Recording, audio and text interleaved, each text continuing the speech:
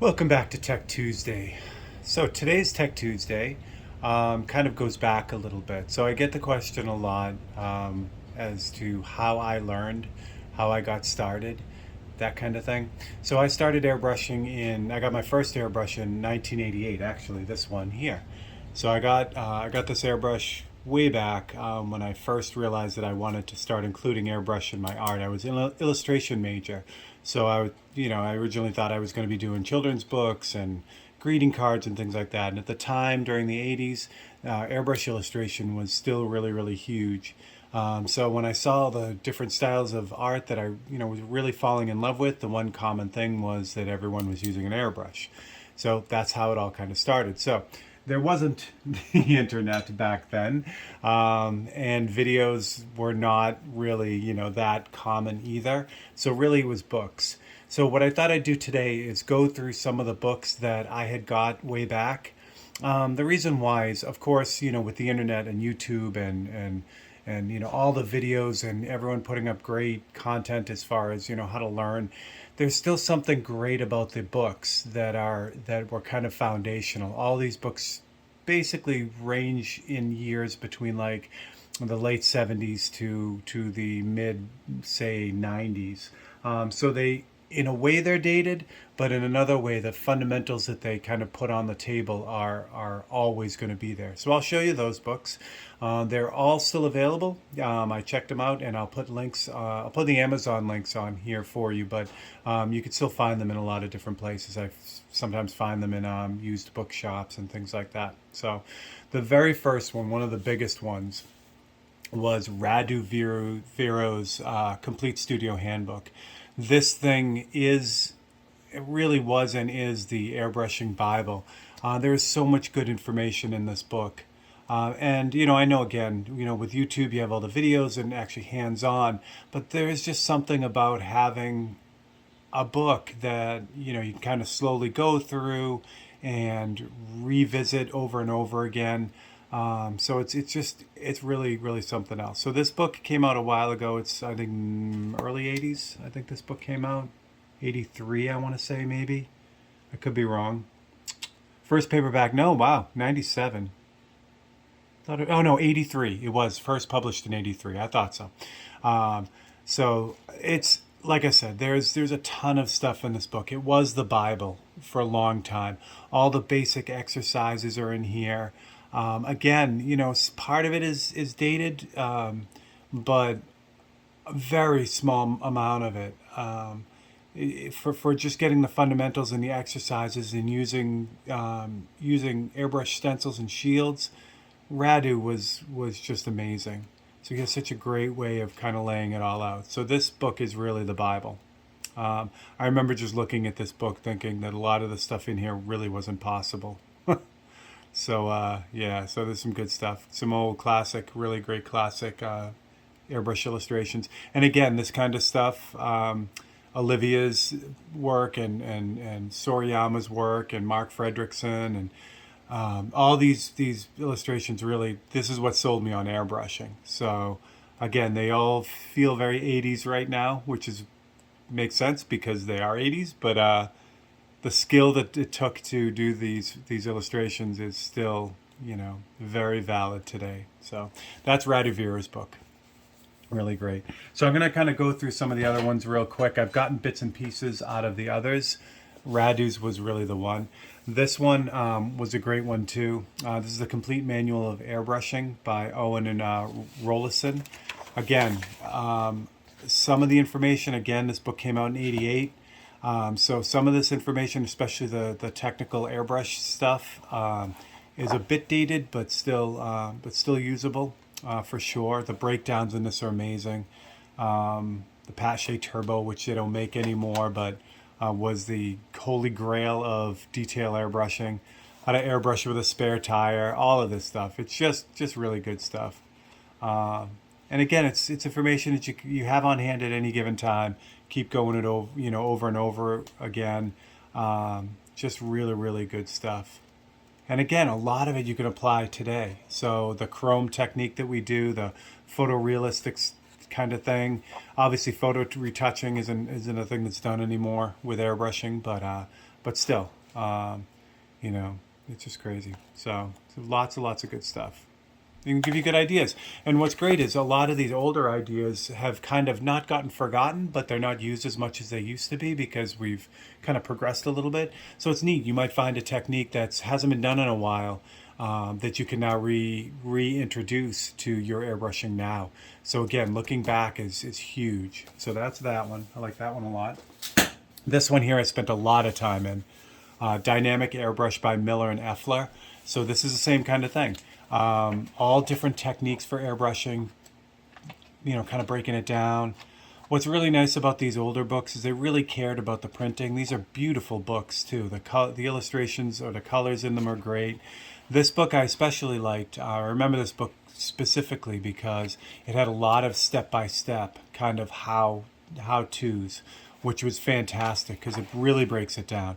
And again, if, for instance, this vortex painting, jump back to the finished one, has all that chrome, you know, it teaches you how to do all this chrome, which is still used all over the place right now. So yeah, there's a bunch of different neat how-tos in this step-by-step, which really made this book very, very, you know, I use this, like I said, I use this book a lot. I really did. Big part of, you know, a lot of the techniques that I learned was out of this book as well. So that is a good one too. And again, I'm going to put links to all these books. Again, I have all Amazon links for them, but you'll have the titles and the authors. So if you happen to run across one of them somewhere, you know, you'll get them. The deals on Amazon were good, but they're all. It's not like getting it at like a flea market or, you know, a used book shop where you're going to get it for $1. So there's that. This is the Airbrushing book by Roger Hicks. Same kind of deal here. 80s, this book was actually produced by Aztec at the time. And Aztec is now owned by Testers. So I'm going to move that painting so it doesn't get ruined. Aztec is now owned by Testers. So yeah, so this, I did find this book on Amazon as well. So it's definitely geared towards testers in a way, but again, it still has a lot of great info in it. So this book was great. It kind of came out to introduce that Aztec airbrush. So again, you know, there's not too many other airbrushes in here. I don't think there are any, but the techniques and the drills in it are really kind of great too. So again, a lot of 80s illustration. And again, this is what got me into it. So a lot of fun. You could still, I think they're still producing Aztec airbrushes. Testers is. So there's that one. Okay, next one. This one I also spent a lot of time into. This is the Big Book of Airbrush by Paramount and Ferron. So these two guys did a lot of these books in the 80s, and they are, again, you know, they're all really great. They have a lot of great usable information, setting up your studio, how airbrushes work. There are some, again, it's dated, some different kinds of airbrushes. Some of them, again, aren't available anymore. But still, the theory is the same. And then this one gets into also kind of step-by-steps, which is great. Transferring images, basic perspective. This is more of an art book than just simply airbrushing. So they have a lot of color theory in this book too as well. And it's nice because when they have color theory in a book like this, it's geared to airbrushers. So while color theory across the board is standard, you can tweak it and present it so it makes more sense to an airbrusher, essentially atomized paint. So that's why these books are great that way too. They give you a lot of good information. Good troubleshooting guide in this, which is still valid today. So yeah, lots and lots of good stuff. And then this one is nice because there's a little gallery in it too. So you get to see some other airbrush artists you may not be aware of. So I use this book a lot too. This one is another one that I used a ton.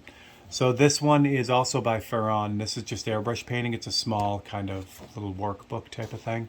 And it's the same exact deal. A lot of info and how-to and techniques. And this is, again, this is broken down. So so it gives you good, kind of good idea of how they kind of got these different things done.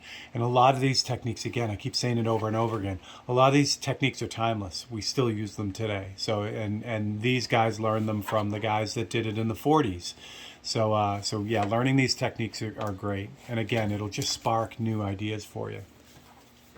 The next one is the Complete Airbrush and Photo Retouching Manual, and this is by Owen and Sutcliffe.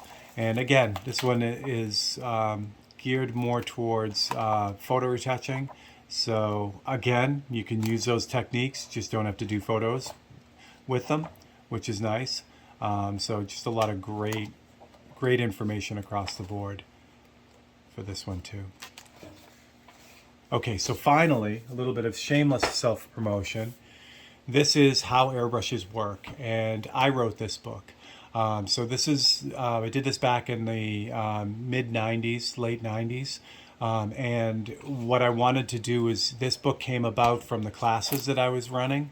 And so what I did was I just kind of took the intro to airbrush class that I was running, and I just boiled it down into a book. So this has, again, slightly dated information as far as the, where is it? There is a tech guide, an airbrush, where is it? Like an airbrush buyer's guide. I forget where I put it, but there's an airbrush buyer's guide in here. So some of those airbrushes aren't available anymore, but you know, the general idea is great overall. Really gives you a good idea. How to take apart airbrushes, how to clean them, maintain them. Like I said, basically everything that we were doing in the classes. How to kind of sort of customize your airbrush with sharpening and polishing the needles, different ideas on cleaning your airbrush in between colors. And then at the very end, what we did was we would, in the class, there's the tech guide. This is the available airbrushes at the time. Again, this has changed a bit. So, but then at the end of the class, or one of the projects in the class, was a t-shirt. So we would use these pre-cut templates. So all that is broken down in the back of the book too, step by step. So it gives you the rundown on how to do a simple airbrush t-shirt. So it was a good intro book. I still refer it to people who have questions. It just works real well, and I'll post a link to this as well too. So yeah, so that's the core group of books that you know I kind of used. This one I didn't use because you know I ended up kind of putting together my own when I was learning. I had the other books to kind of get me through, but that was a one. So I hope you found this interesting. I hope you go and kind of add to your airbrush book collection. Like I said, it's so nice to be able to just grab one, open it up, and keep it on your desk and kind of go step by step, and not have to keep rewinding a video or watching a video and then try to go, you know, reproduce it. The books are nice because you really can take them step by step. So that is it. So that is your Tech Tuesday for this week. So I hope you enjoyed it. And if you have any ideas for other Tech Tuesdays, please drop them in the comments. If you have any general comments or questions, please drop those in the comments too. And if you enjoyed this, please consider liking, subscribing, and hitting that bell icon. So that works out really great. Keeps everything going. So that's it. So I'm Steve Leahy. This is Tech Tuesday.